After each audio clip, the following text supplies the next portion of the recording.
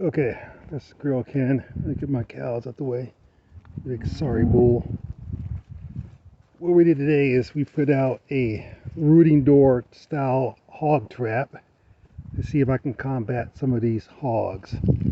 Right now, these cows are going to try to be curious about this trap.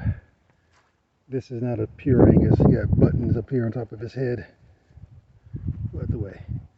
Alright, so all these stupid cows in the way.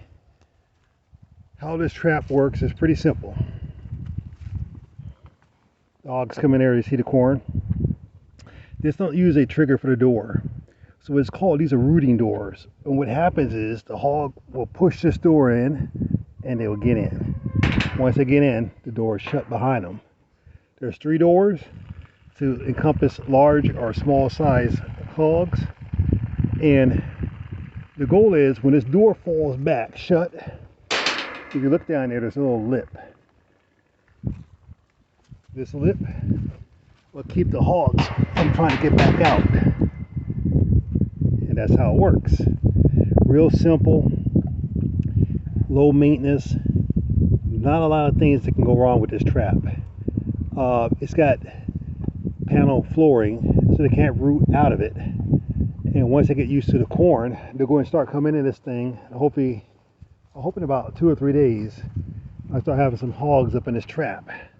Also, what we're going to do is we're going to soak about 10 pounds of corn in either some cheap beer, and I'm going to do another 5 pounds or so with some anise oil.